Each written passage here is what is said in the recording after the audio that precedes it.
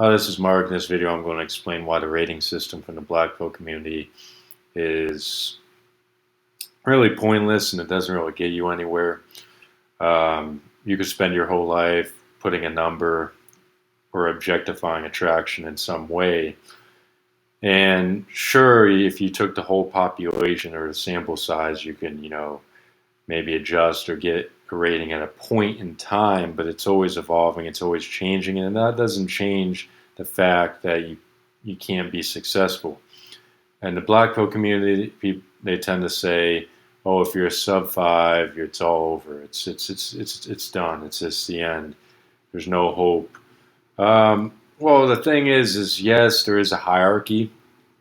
Of course, there's going to be more people who are objectively more attractive, will have more options in general, will their range is going to be pushed higher up, basically based on physical attraction. However, you do have some leverage, and sure, there is so long as you're average or above, I mean, you're going to have more leverage in that range than someone who's below average. However, you have leverage either way, regardless of where you stand. And the point is, you should always work to improve.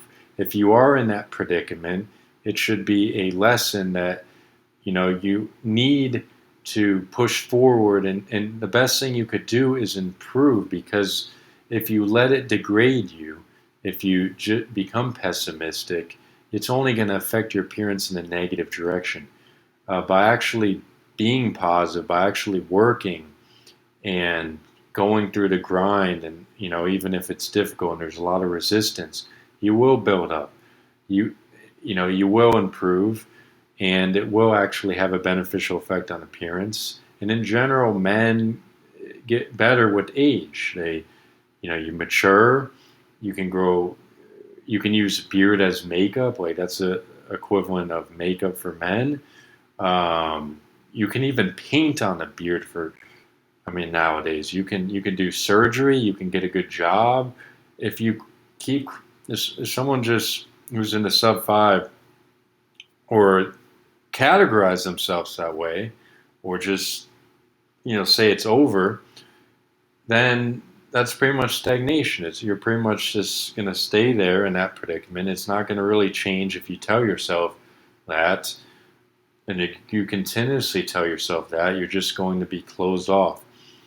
Or you could actually get experience, and even if you are less attractive as a male, of course, if you don't have the attributes that, such as like a good career, you're just like average personality, so forth. Of course, the options that you're gonna attain are gonna be maybe less than desirable, because it's a hierarchy. Women will, if they have a set of options based on their own attraction level of attraction.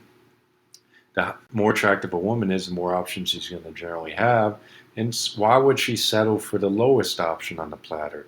She may not go with the best option in looks, but she's going to choose one of those options, probably the better option in terms of looks, and she's going to filter out based on personality. So within that narrow, or that subset, she's going to decide what is undesirable. And just like if you take calculus or you take a math course, like for engineering, you get weeded out. It's a process. You're basically, they're weeding you out if you're undesirable, and it's your probability of course is going to be higher if your appearance is better, because everything's connected in some way. But that doesn't mean that if you're unattractive or physically unattractive relative to the population, doesn't mean you don't have options. You still have options. They may not be as desirable as you want, but you still have options regardless. And if you can't expect to jump up the hierarchy. That's just not how it works. And if the men who say it's over, they likely are just, their focal point is at the top, and that's what they want. And unfortunately, that is not reality. Reality is a probability. You if you improve yourself in some way, you're going to increase the odds of success. The variables change. If you change them, you can adjust them and manipulate them even more so today than the past. There's surgery, there's cosmetics, there's steroids.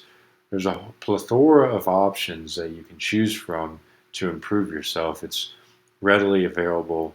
Of course, if you're unattractive, yes, due to the halo effect, there's going to be more resistance overall. But like myself, I have, pretty good jawline, and I haven't had success in my 31 years, and just because I have that does not imply I'm going to be successful.